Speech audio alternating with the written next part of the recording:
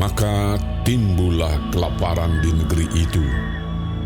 Ini bukan kelaparan yang pertama yang telah terjadi dalam zaman Abraham. Sebab itu Ishak pergi ke Gerar kepada Abimelek, raja orang Filistin. Lalu Tuhan menampakkan diri kepadanya serta berfirman, "Janganlah pergi ke Mesir, diamlah di negeri yang akan kukatakan kepadamu. Tinggallah di negeri ini sebagai orang asing, maka aku akan menyertai engkau dan memberkati engkau. Sebab kepadamulah dan kepada keturunanmu akan kuberikan seluruh negeri ini, dan aku akan menepati sumpah yang telah kuikrarkan kepada Abraham, ayahmu. Aku akan membuat banyak keturunanmu seperti bintang di langit.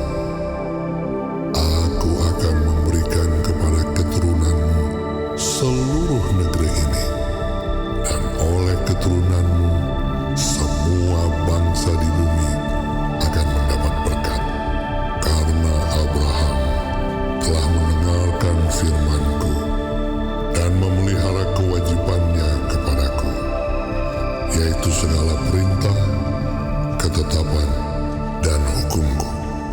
Jadi tinggallah Ishak di Gerar. Ketika orang-orang di tempat itu bertanya tentang istrinya, berkatalah ia, "Dia saudaraku." Sebab ia takut mengatakan, "Iya, istriku." karena pikirnya, Jangan-jangan aku dibunuh oleh penduduk tempat ini karena Ribka, sebab elok parasnya. setelah beberapa lama ia ada di sana, pada suatu kali menjenguklah Abimelek, raja orang Filistin itu dari jendela. Maka dilihatnya Ishak sedang bercumbu-cumbuan dengan Ribka, istrinya.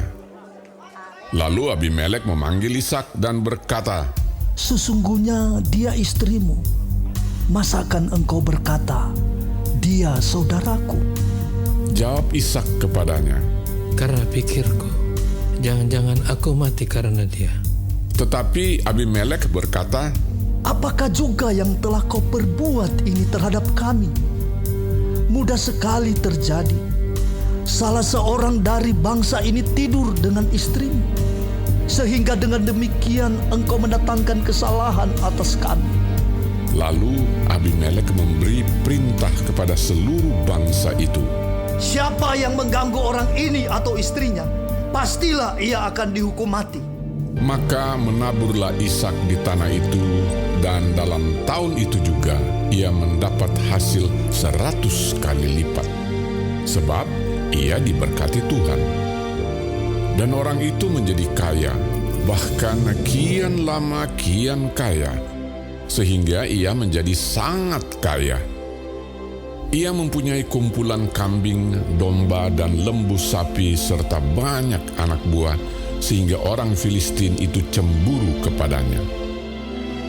Segala sumur yang digali dalam zaman Abraham, ayahnya, oleh hamba-hamba ayahnya itu, telah ditutup oleh orang Filistin dan ditimbun dengan tanah. Lalu kata Abimelek kepada Ishak, "Pergilah dari tengah-tengah kami, sebab engkau telah menjadi jauh lebih berkuasa daripada kami." Jadi pergilah Ishak dari situ, dan berkemahlah ia di lembah Gerar, dan ia menetap di situ. Kemudian Ishak menggali kembali sumur-sumur yang digali dalam zaman Abraham, ayahnya, dan yang telah ditutup oleh orang Filistin sesudah Abraham mati. Disebutkannya nama sumur-sumur itu menurut nama-nama yang telah diberikan oleh ayahnya. Ketika hamba-hamba Ishak menggali di lembah itu, mereka mendapati di situ mata air yang berbual-bual airnya. Lalu bertengkarlah para gembala Gerar dengan para gembala Ishak. Kata mereka, "Air ini kepunyaan kami. Dan Ishak menamai sumur itu Esek, karena mereka bertengkar dengan dia di sana. Kemudian mereka menggali sumur lain, dan mereka bertengkar juga tentang itu. Maka Ishak menamai sumur itu Sitna. Ia pindah dari situ dan menggali sumur yang lain lagi. Tetapi tentang sumur ini, mereka tidak bertengkar. Sumur ini dinamainya Rehobot, dan ia berkata, Sekarang Tuhan telah memberikan kelonggaran kepada kita, sehingga kita dapat beranak cucu di negeri ini. Dari situ ia pergi ke Beersheba. Lalu pada malam itu Tuhan menampakkan diri kepadanya serta berfirman, Akulah Allah ayahmu Abraham. Janganlah takut, sebab aku menyertai engkau. Aku akan memberkati engkau dan membuat banyak keturunanmu karena Abraham, hamba-Ku itu. Sesudah itu, Ishak mendirikan mezbah di situ dan memanggil nama Tuhan. Ia memasang kemahnya di situ, lalu hamba-hambanya menggali sumur di situ. Datanglah Abimelek dari Gerar mendapatkannya, bersama-sama dengan Ahuzat, sahabatnya, dan Pikhol, kepala pasukannya. Tetapi kata Ishak kepada mereka, Mengapa kamu datang mendapatkan aku? Bukankah kamu benci kepadaku dan telah menyuruh aku keluar dari tanahmu? Jawab mereka, Kami telah melihat sendiri bahwa Tuhan menyertai engkau.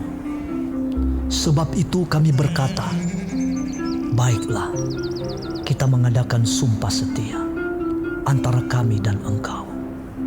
Dan baiklah kami mengikat perjanjian dengan engkau, bahwa engkau tidak akan berbuat jahat kepada kami, seperti kami tidak mengganggu engkau, dan seperti kami semata-mata berbuat baik kepadamu, dan membiarkan engkau pergi dengan damai. Bukankah engkau sekarang yang diberkati Tuhan? Kemudian Ishak mengadakan perjamuan bagi mereka, lalu mereka makan dan minum.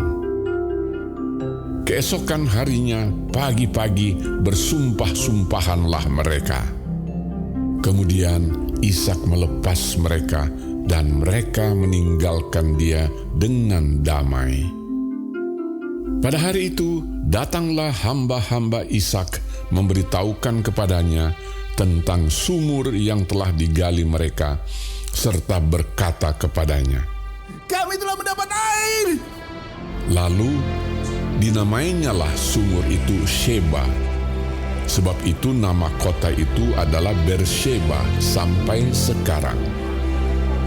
Ketika Esau telah berumur 40 tahun, ia mengambil Yudit, anak Beeri orang Het, dan Basmat, anak Elon orang Het, menjadi istrinya. Kedua perempuan itu menimbulkan kepedihan hati bagi Ishak dan bagi Ribka.